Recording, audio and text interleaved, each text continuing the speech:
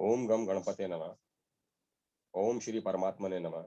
श्री हरि संक्षिप्त भविष्य पुराण ब्रह्म पर्व द्वादश रविवारों का वर्णन और नित्यानंदादित्य व्रत की विधि। आदित्य दंडी ने ब्रह्मा जी से पूछा, ब्राह्मण, जो मनुष्य आदित्यवार के दिन श्रद्धा भक्ति से सूर्य देव का स्नान दानादि पर कर पूजन करते हैं, उनको कौन सा फल प्राप्त होता है? और जिस वार के संयोग से सप्तमी तिथि विजया कहलाती है, उसके महात्म्य का आप पुनः वर्णन करें। ब्रह्मा जी ने कहा, डिंडिन, जो मनुष्य आदित्यवार को श्राद्ध करते हैं वे 7 जन्म तक निरोग रहते हैं, तथा जो नत नत व्रत एवं आदित्य हृदय का पाठ करते हैं वे रोग से मुक्त हो जाते हैं और सूर्य लोक में निवास करते हैं।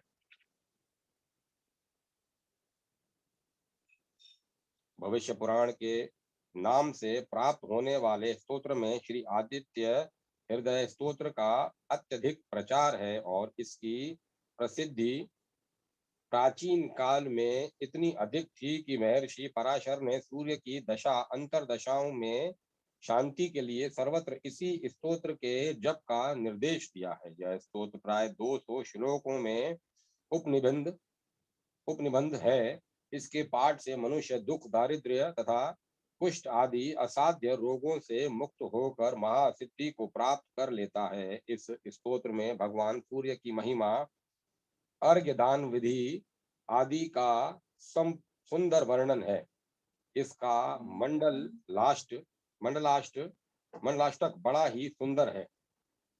इसके पाठ से भगवान सूर्य में श्रद्धा उत्पन्न हो जाती है। सूर्य उपासना में इस आदित्य हृदय का महत्वपूर्ण स्थान है। आदित्य हृदय का पाठ करते हैं वे रोग से मुक्त हो जाते हैं और सूर्य लोक में निवास करते हैं। उपवास रखकर जो महाश्वेता मंत्र, यह स्तोत्र वर्तमान उपलब्ध भविष्य पुराण में प्राप्त नहीं होता, इससे यह उसका खिल भाग प्रतीत होता है। नारद पुराण में उपलब्ध भविष्य पुराण की सूची भी वर्तमान में उपलब्ध भविष्य पुराण में नहीं मिलती। काल क्रम से पुराणों का प्राचीन रूप न रह जाने से आज वह सब एकत्र उपलब्ध नहीं हो पाता, परंतु प्राय सभी बड़े स्तोत्र संग्रहों में यह आदित्य हृदय स्तोत्र संग्रहित है। वाल्मीकि रामायण में अगस्त्य मुनि प्रोक्त आदित्य हृदय स्तोत्र भविष्य पुराण में आदित्य हृदय स्तोत्र से भिन्न है। महाश्वेता मंत्र गायत्री मंत्र का ही अपर पर्याय प्रतीत होता है। उपवास रखकर जो महाश्वेता मंत्र का जप करते हैं वे मनोवांछित फल को प्राप्त होते हैं। आदित्यवार के दिन महाश्वेता मंत्र तथा षडक्षर मंत्र ओम खखोलकाय स्वाहा, ओम खखोलकाय स्वाहा का जप करने से निस्संदेह सूर्य लोक की प्राप्ति होती है। सूर्य नारायण के 12 वार इस प्रकार हैं: नंद, भद्र, सौम्य, कामद, पुत्रद, जय, जयंत, विजय, आदित्य भी, मुख, हृदय, रोगहा एवं महाश्वेता प्रिय। माघ शुक्ल पक्ष की षष्ठी की नंद संज्ञा है। उस दिन नत व्रत करके घृत से सूर्य नारायण को स्नान कराना चाहिए और श्वेत चंदन, अगस्त्य के पुष्प, गूगल, धूप आदि से पूजन करके अपूप आदि का नैवेद्य समर्पित करना चाहिए। ब्राह्मण को अपूप देकर स्वयं भी मौन धारण कर भोजन करना चाहिए। गेहूं के अथवा यव के चूर्ण से में घृत तथा खांड या शक्कर मिलाकर अपूप बनाना चाहिए और उसी का नैवेद्य सूर्य नारायण को निवेदित कर निम्न मंत्र पढ़ते हुए ब्राह्मण को वह नैवेद्य दे देना चाहिए। ब्राह्मण नैवेद्य ग्रहण कर ले, तदंतर इस नैवेद्य को निम्न मंत्र पढ़ते हुए पूजक को दे।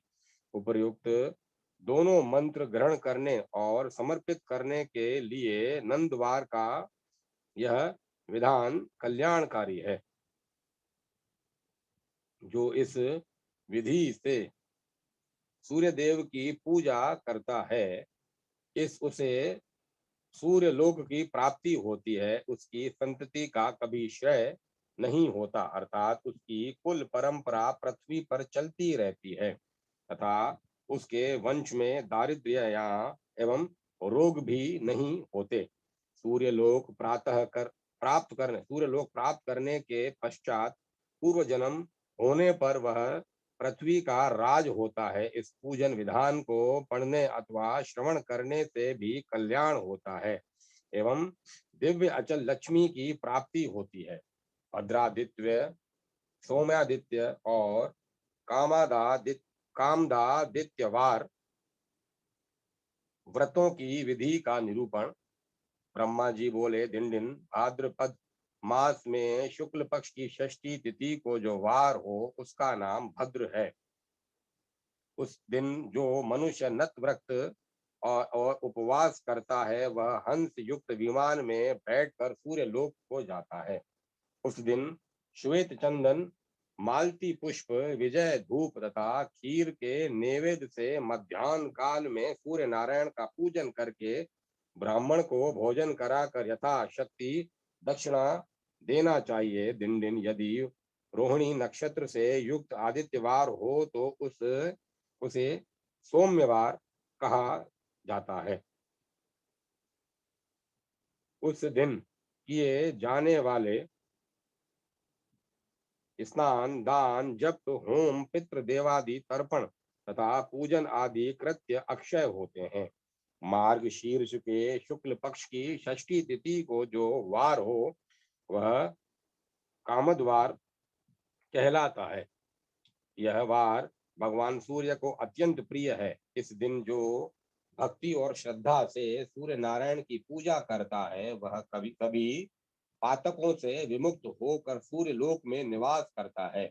इस व्रत को करने से विद्यार्थी को विद्या, पुत्रेच्छु को पुत्र, धनार्थी को धन और आरोग्य के अभिलाषी को आरोग्य की प्राप्ति होती है। इसी प्रकार कामद्वार व्रत से और अन्य सभी कामनाएं पूर्ण हो जाती हैं, इसीलिए इसका नाम कामद है।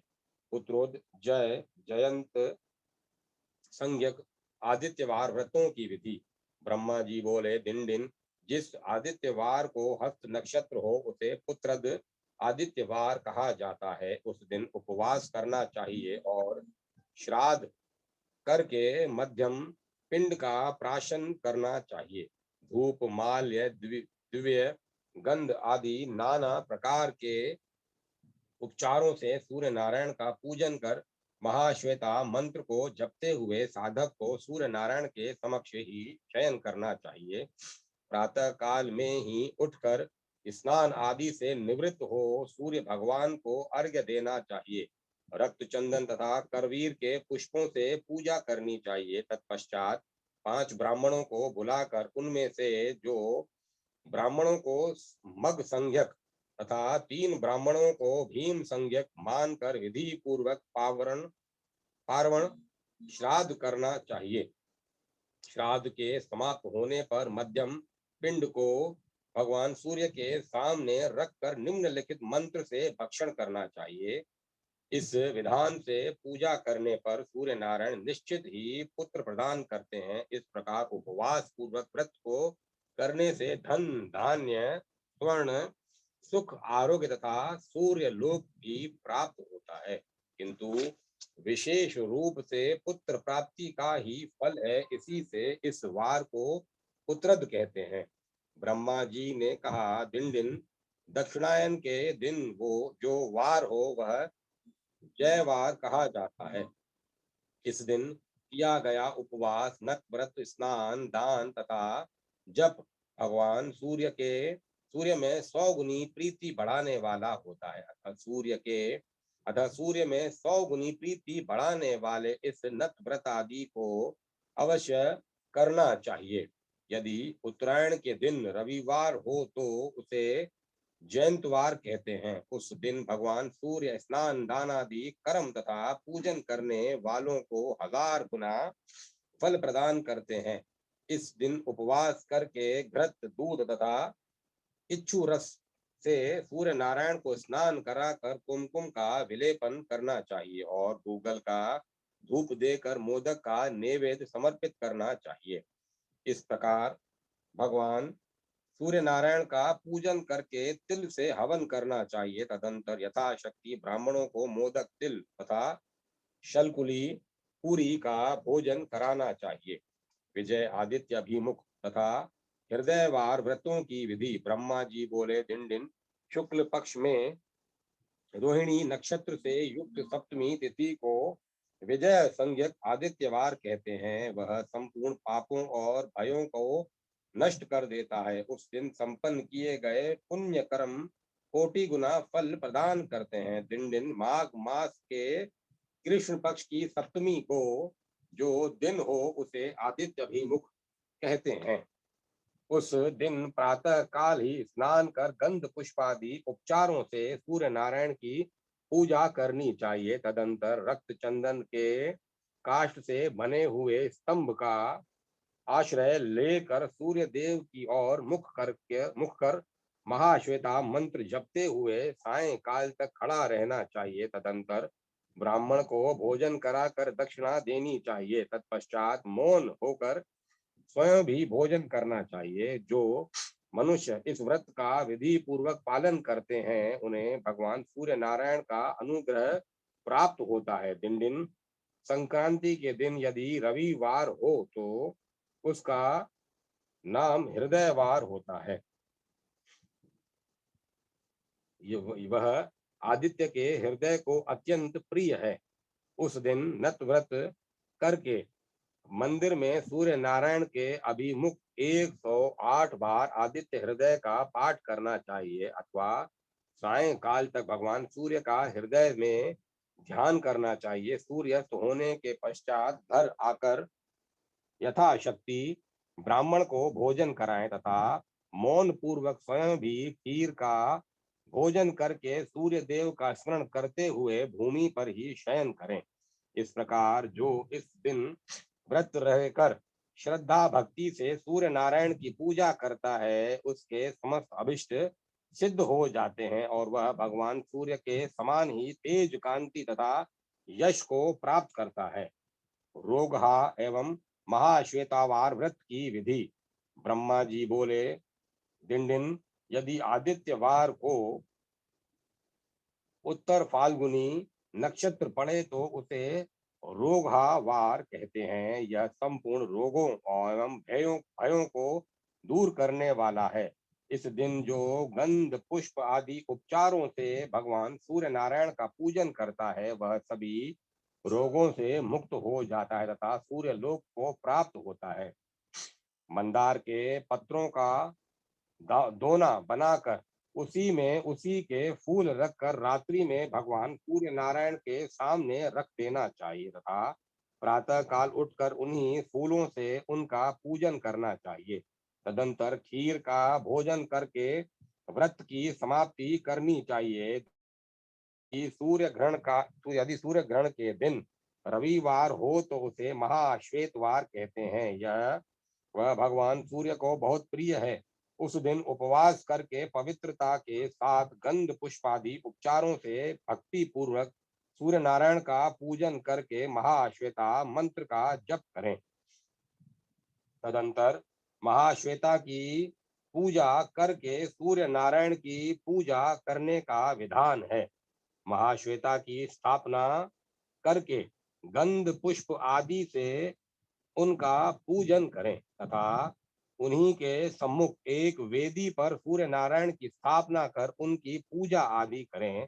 तत्पश्चात स्नान करके घृत सहित तिलों का हवन करें। ग्रहण के समय महाश्वेता मंत्र का जप करता रहे और ग्रहण के समाप्त होने के पश्चात पुनः स्नान करके महाश्वेता तथा ग्रहाधिपति भगवान सूर्य का पूजन करे। ब्राह्मणों से पुराण सुनकर उन्हें भोजन कराए तथा यथाशक्ति दक्षिणा दे। उसके बाद स्वयं मौन होकर भोजन करें। इस दिन किए हुए स्नान, दान, जप, होम आदि कर्म अनंत फल देते हैं।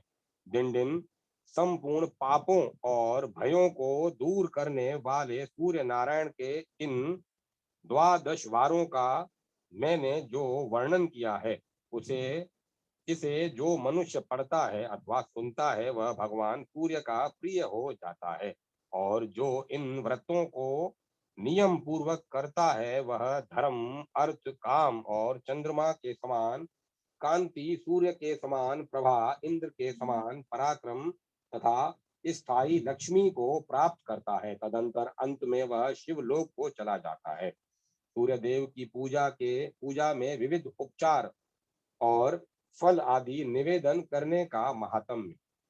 ब्रह्मा जी बोले, दिन दिन जो प्राणी भगवान सूर्य नारायण के निमित्त सभी धर्म कार्य करते हैं, उनके कुल में रोगी और दरिद्री उत्पन्न नहीं होते। जो व्यक्ति भगवान सूर्य के मंदिर में भक्ति पूर्वक गोबर से लेपन करता है, वह तत्क्षण सभी पापों से मुक्त हो जाता है। श्वेत रक्त अथवा पीली मिट्टी से जो मंदिर में लेप करता है वह मनोवांछित फल प्राप्त करता है। जो व्यक्ति उपवास पूर्वक अनेक प्रकार के सुगंधित फूलों से सूर्य नारायण का पूजन करता है वह समस्त अभिष्ट फलों को प्राप्त करता है। घृत या तेल से मंदिर में दीपक प्रज्वलित करने वाला सूर्य लोक को तथा सूर्य नारायण के प्रथित्य व्यर्थ चौराहे, तीर्थ, देवालय आदि में दीपक प्रज्वलित करने वाला ओजस्वी रूप को प्राप्त करता है। भक्ति भाव से समन्वित होकर जिस मनुष्य के द्वारा सूर्य के लिए दीपक जलवाया जाता है वह अपनी अभिष्ट कामनाओं को प्राप्त कर देवलोक को प्राप्त करता है। जो चंदन, अगुरु, कुमकम, कपूर तथा कस्तूरी आदि मिलाकर तैयार किए गए उपटन से सूर्य नारायण के शरीर का लेपन करता है वह करोड़ों वर्ष तक स्वर्ग में विहार कर पुनः पृथ्वी पर सभी इच्छाओं से संतृप्त रहता है और समस्त लोगों का पूज्य बनकर चक्रवर्ती राजा होता है। चंदन और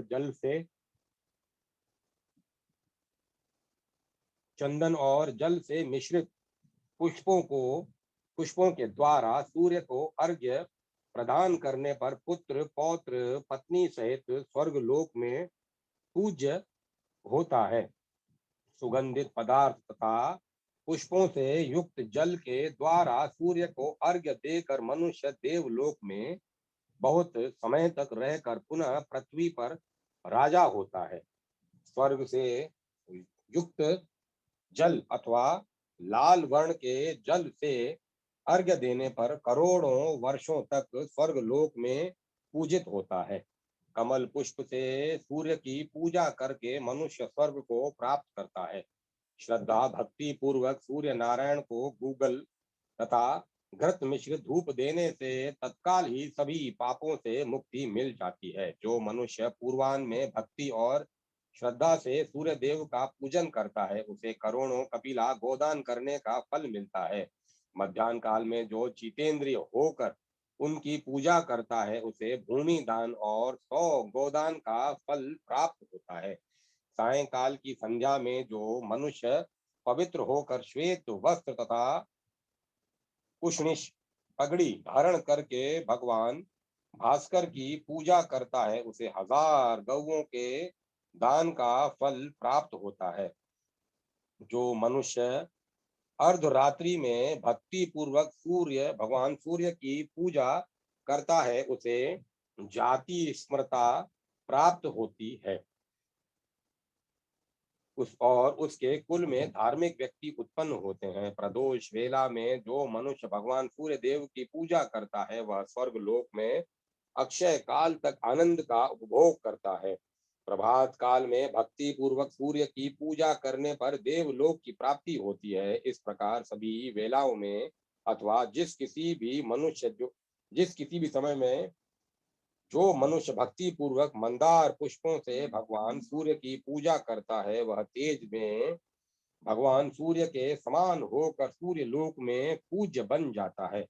जो व्यक्ति दोनों अयन संक्रांतियों में भगवान सूर्य की भक्ति पूर्वक पूजा करता है, वह ब्रह्मा के लोक को प्राप्त करता है और वह देवताओं द्वारा पूजित होता है। ग्रहण आदि अवसरों पर पूजन करने वाला चिंतित नहीं होता। जो निंद्रा से उठने पर सूर्य देव को प्रणाम करता है, उसे प्रसन्न होकर भगवान अभिलक्षित गति प्रदान करते हैं। उदय काल में सूर्य देव को मात्र एक दिन यदि घृत से स्नान करा दिया जाए तो 1,00,000 गोदान का फल प्राप्त होता है। गाय के दूध द्वारा स्नान कराने से पुंडरीक यज्ञ का फल मिलता है। इक्षुरस के से स्नान कराने पर अश्वमेध यज्ञ के फल का लाभ होता है। भगवान सूर्य के लिए पहली बार ब्याई हुई सुपुष्ट गौ तथा शस्य प्रदान करने वाली पृथ्वी का जो दान करता है, वह अचल लक्ष्मी को प्राप्त कर पुनः सूर्य लोक को चला जाता है। और गौ के शरीर में जितने रुएं होते हैं, उतने ही करोड़ वर्ष वह सूर्य लोक में पूजित होता है। जो मनुष्य भगवान सूर्य के निमित्त भेरी शंख वेणु आदि वाद दान करते हैं, वे सूर्य लोक को जाते हैं। जो मनुष्य भक्ति भाव से सूर्य नारायण की पूजा करके उन्हें छत्र ध्वजा पताका वितान चामर तथा स्वर्ण दंड आदि समर्पित करता है, वह दिव्य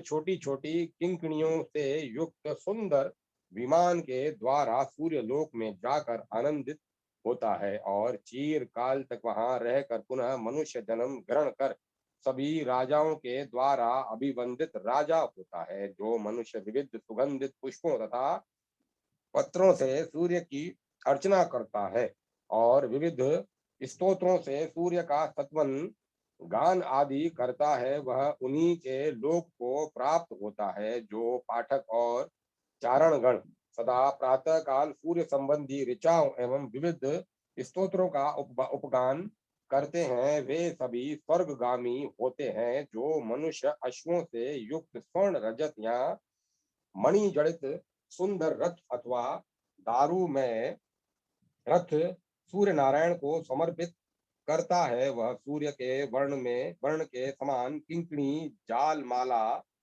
से समन्वित विमान में बैठकर सूर्य लोक की यात्रा करता है। जो लोग वर्ष भर या 6 मास नित्य इनकी रथ यात्रा करते हैं, वे उस परम गति को प्राप्त करते हैं जिसे ध्यानी योगी तथा सूर्य भक्ति के अनुगामी श्रेष्ठ जन प्राप्त करते हैं। जो मनुष्य भक्ति भाव समन्वित होकर भगवान सूर्य के रथ को खींचते हैं, वे बार बार जन्म लेने पर भी निरोग तथा दरिद्रता से रखित रहित होते हैं। जो मनुष्य भास्कर देव की रथ यात्रा करते हैं, वे सूर्य लोक को प्राप्त कर यथा अभिलक्षित सुख का आनंद प्राप्त करते हैं। परंतु जो मोह अथवा क्रोधवश रथ यात्रा में बाधा उत्पन्न करते हैं, उन्हें पाप कर्म करने वाले मंदेह नामक राक्षस ही समझना चाहिए। सूर्य भगवान के लिए धन धान्य हिरण्य अथवा विविध प्रकार के वस्त्रों का दान करने वाले परम गति को प्राप्त होते हैं। गौ भैंस अथवा हाथी या सुंदर घोड़ों का दान करने वाले लोग अक्षय अभिलाषाओं को पूर्ण करने वाले अश्वमेध यज्ञ के फल को प्राप्त करते हैं और उन्हें उस दान से 1000 गुना पुण्य लाभ होता है। जो सूर्य नारायण के लिए खेती करने योग्य सुंदर उपजाऊ भूमि दान देता है, वह अपनी पीढ़ी से पहले के 10 लोक और पश्चात के 10 लोक को तार देता है तथा दिव्य विमान से सूर्य लोक को चला जाता है।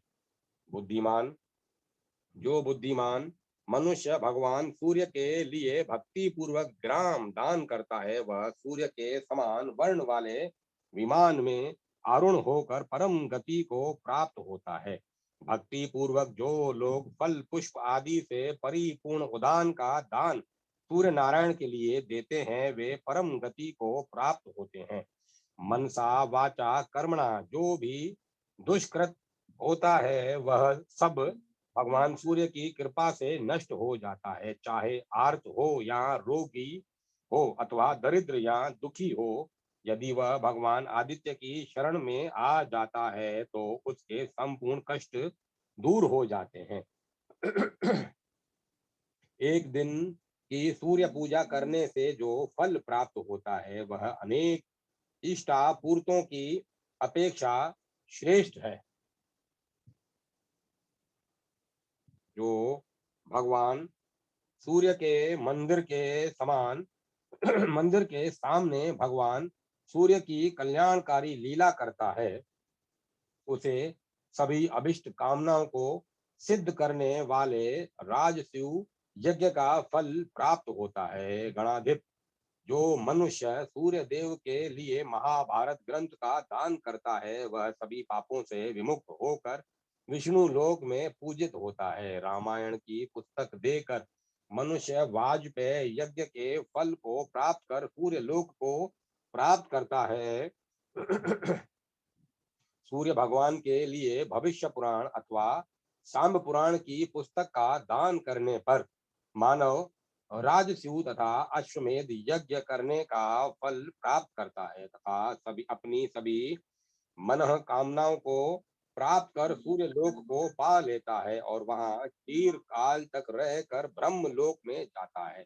वहां 100 कल्प तक रहकर पुनः वह पृथ्वी पर राजा होता है। जो मनुष्य सूर्य मंदिर में कुआं अथवा तालाब बनवाता है उस वह मनुष्य आनंदमय दिव्य लोक को प्राप्त करता है। जो मनुष्य सूर्य मंदिर में शीतकाल में मनुष्यों के शीत निवारण के योग्य कंबल आदि का दान करता है वह अश्वमेध यज्ञ का फल प्राप्त करता है। जो मनुष्य सूर्य मंदिर में नित्य पवित्र पुस्तक इतिहास तथा पुराण का वाचन करता है वह उस फल को प्राप्त करता है जो नित्य हजारों अश्वमेध यज्ञ को करने से भी प्राप्त नहीं होता।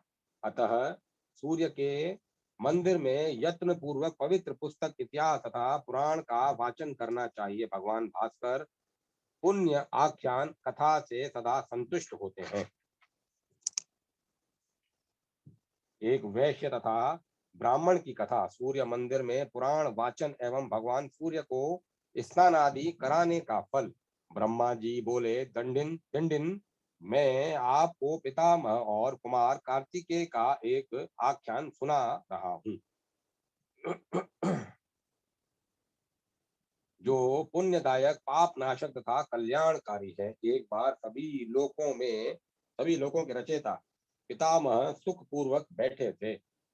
उनके पास श्रद्धा भक्ति समन्वित हो कार्तिकेय ने आकर प्रणाम किया और कहा, विभो आज मैं दिवाकर भगवान सूर्य देव का दर्शन करने के लिए गया था। प्रदक्षिणा करके मैंने उनकी पूजा की तथा परम भक्ति और श्रद्धा से मस्तक झुकाकर उन्हें प्रणाम किया और वहीं बैठ गया। वहां मैंने एक महान आश्चर्य की बात देखी।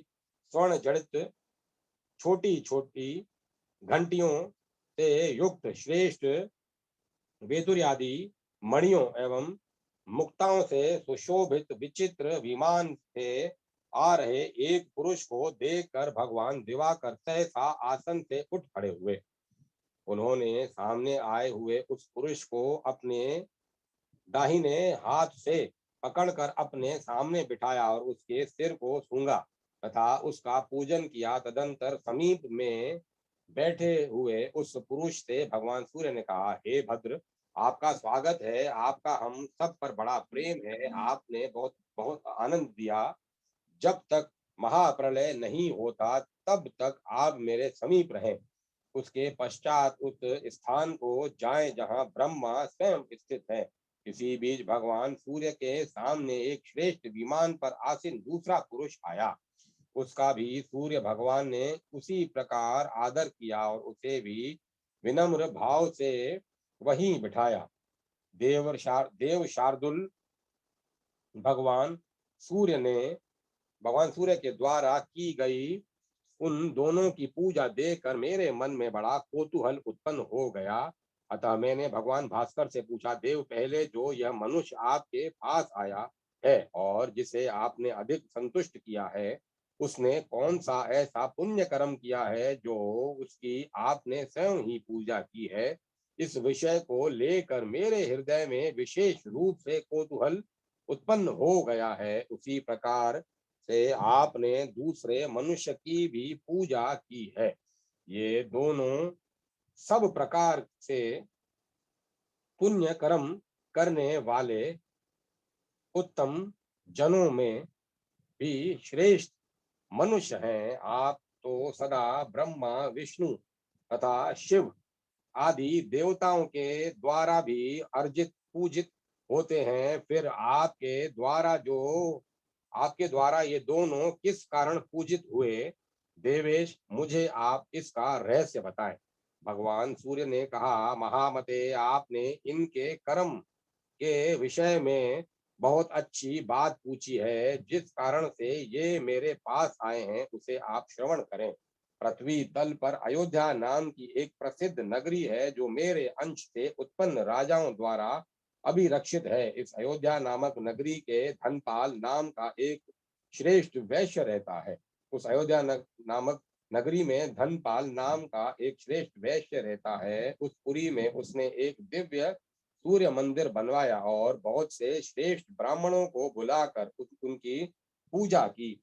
इतिहास पुराण के वाचकों की विशेष रूप से पूजा की और उनसे पुराण श्रवण कराने की प्रार्थना की तथा कहा, द्विज श्रेष्ठ, इस मंदिर में यह चारों वर्णों का समूह पुराण श्रवण करने का इच्छुक है। इतिहास पुराण के वाचकों की विशेष रूप से पूजा की और उनसे पुराण श्वेत श्रवण करने की प्रार्थना की तथा कहा, द्विजश्रेष्ठ, इस मंदिर में यह चारों वर्णों का समूह पुराण श्रवण करने का इच्छुक है। अतः आप पुराण श्रवण कराएं, जिससे भगवान सूर्य मेरे लिए 7 जन्म तक वर देने वाले हों। आप 1 वर्ष तक मेरी दी हुई व्रति को ग्रहण करें। उन्होंने वैश्य धनपाल के आग्रह को स्वीकार कर लिया, परंतु 6 मास में ही वैश्य धनपाल काल धर्म को प्राप्त हो गया। हे कुमार, वही यह वैश्य है। मैंने उसी को लाने के लिए विमान भेजा था। पुण्य आख्यान को कहने या सुनने से जो फल एवं तुष्टि प्राप्त होती है, यह उसी का फल है। गंध पुष्पादि उपचारों से पूजन करने पर मेरे हृदय में जैसी पवित्रता उत्पन्न नहीं होती, जैसे पुराण सुनने से होती है। कुमार, गौ, स्वर्ण तथा स्वर्ण जनित वस्त्रों, ग्रामों तथा नगरों का दान देने से मुझे इतनी प्रसन्नता नहीं होती जितनी प्रसन्नता इतिहास पुराण सुनने सुनाने से होती है। मुझे अनेक खाद्य पदार्थों द्वारा किए गए श्राद्धों से वैसी प्रसन्नता नहीं होती जैसी पुराण वाचन से होती है। सूर्यश्रेष्ठ, इससे अधिक और क्या कहूँ? इस रहस्य युक्त पवित्र आख्यान के वाचन के बिना मुझे अन्य कुछ भी प्रिय नहीं है।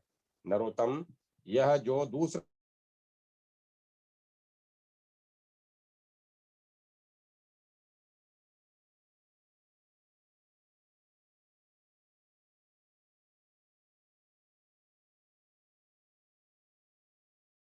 होकर धर्म की उत्तम कथा को सुनने के लिए गया था, वहां पर उसने भक्ति पूर्वक उत्तम पवित्र आख्यान को सुनकर उन महात्मा वाचक की प्रदक्षिणा की। तत्पश्चात यह ब्राह्मण उस परम तेजस्वी वाचक को प्रदक्षिणा में 1 मासा स्वर्ण दान देकर परम आनंदित हुआ। यही उसका पुण्य है जो यह मेरे द्वारा सम्मानित हुआ है।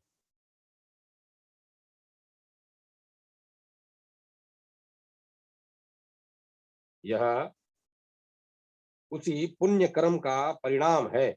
श्रद्धा भक्ति समन्वित जो व्यक्ति वाचक की पूजा करता है, उसी से मैं भी पूजित हो जाता हूँ। जो मनुष्य अच्छे से अच्छे भोज्य पदार्थों के द्वारा वाचक को परितृप्त करता है, उसी से मेरी भी संतुष्टि हो जाती है। मेरी संतानें यम, यमी, शनि, मनु तथा तप्ती मुझे उतने प्रिय नहीं है जितना मुझे कथावाचक प्रिय है।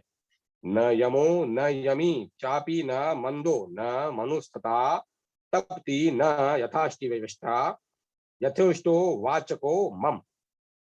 वाचक के संतुष्ट होने पर सभी देवता प्रसन्न हो जाते हैं, इसमें कोई संदेह नहीं है। क्योंकि हे देव सेनापते, सबसे पहले संसार के द्वारा पूज्य सबसे पहले संसार के द्वारा पूज्य जो मेरा मुख था, उसी मुख से संसार का कल्याण करने के निमित्त सभी इतिहास पुराण आदि ग्रंथ प्रकट हुए। महामते, मुझे पुराण वेदों से भी अधिक प्रिय है। जो श्रद्धा भाव से नित्य इन्हें सुनते हैं और वाचक को वृत्ति प्रदान करते हैं, वे परम पद प्राप्त करते हैं। सुवर्त धर्म अर्थ काम तथा मोक्ष पुरुषार्थ चतुष्टय की उत्तम पुरुषार्थ चतुष्टय की उत्तम व्याख्या के लिए मैंने ये इतिहास पुराण बनाए हैं। वेदों का अतः अर्थ अत्यंत दुर्गय है। अतएव महामते, इनको जानने के लिए ही मैंने इतिहास पुराणों की रचना की है। जो मनुष्य प्रतिदिन पुराण श्रवण का उत्तम कार्य करता है, वह सूर्यदेव से ज्ञान प्राप्त कर परम पद को प्राप्त करता है। वाचक को जो दक्षिणा देता है, वह सूर्यदेव के लोक को प्राप्त करता है।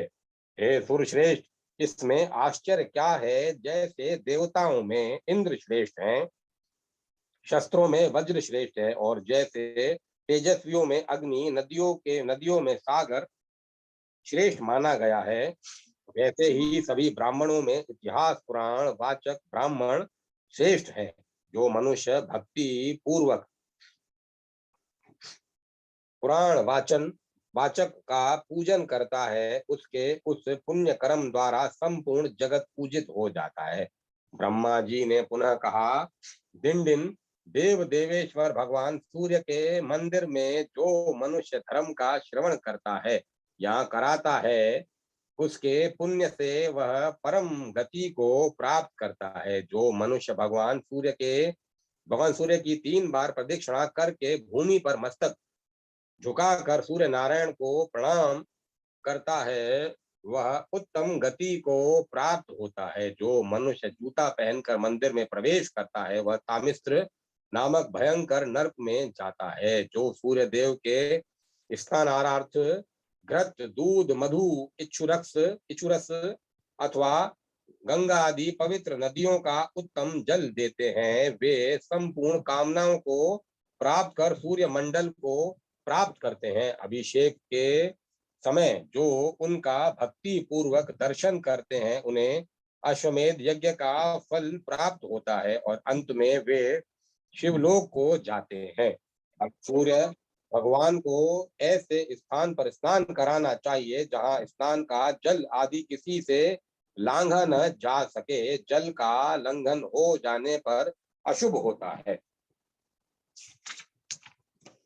अब मैं कथा को विराम देता हूँ।